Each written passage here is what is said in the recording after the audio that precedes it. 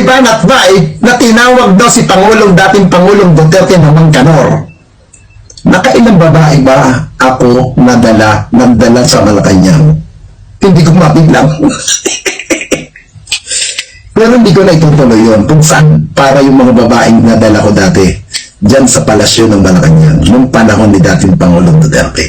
Hindi ko na itirekta kung sino yung dinalhan ko, sino yung kausap doon, at ano ang dati, nilitan niya ko to bawal ang hikaw pag naghatid sa Malacanang, bawal ang hikaw nung may hikaw ang babae, bawal may singsing, bawal may kwintas ang mga babae na i-deliver ko dyan sa Malacanang, at lalong bawal ang babae na may dalang suklay, bawal ang babae may dalang bag, maliit, malaki, bawal yun.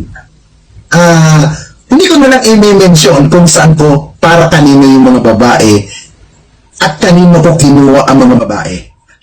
Ang presyo ng isang babae tumataginting ng 120,000 per ulo yun. Per ulo yun, isang babae. Isang kilalang socialite lang ang kukunan ko ng babae. At alam na ng socialite, pag para sa Malacanang, alam na ang protocol kung ano ang mga dapat nawala sa katawan. Alam niya ni Byron. Tapusan na bago ka nagngak-ngak, natakutin ako na, awi ka dito, kakasuhan kita. Kahit umuwi ako dyan, hindi mo ako makakasuhan. Why? Eto, sabi ng batas, makinig ka. Philippines courts. Okay? Ang korte ng Pilipinas cannot charge non-resident defendants with criminal defamation. So, ibig sabihin, kahit pa ulit-ulit kitang sabihin, dahil totoo naman na ikaw ay isang bugaw.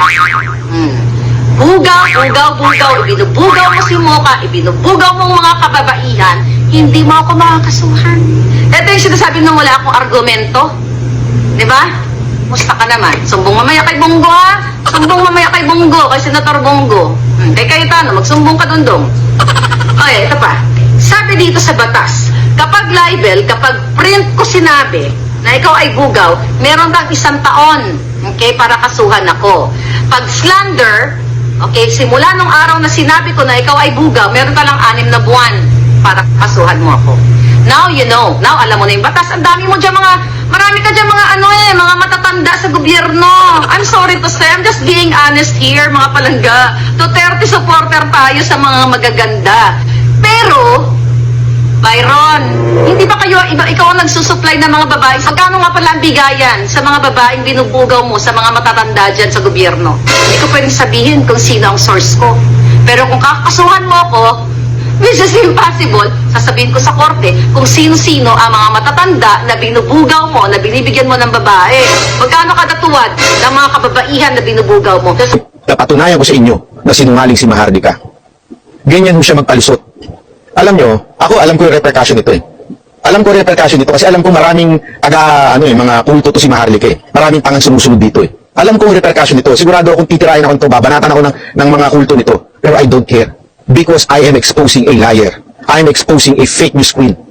Yan ang problema ko I do not have problem doon sa mga may ebidensyang, hindi ko sinasabing lahat na sinasabi niya mali That's not my point. Maaring, kung galing sa news, paniniwalaan ko pa. Pero kung lintik na puting ahas na lang ng puting ahas, ganito na ba tayo kababaw ng mga Pilipino? Yun ang tanong ko sa inyo. Ganito na ba tayo kababaw ng mga Pilipino?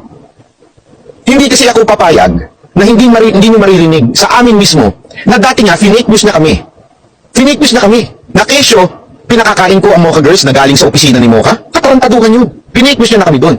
Kesyo, ang dami-dami niya sinasabi about sa amin. Tapos, finake news niya, si Isko. Ni si Pangulong Duterte, tinawag niyang Mangkanor. Tapos gayon, maniniwala kayo. How stupid are you?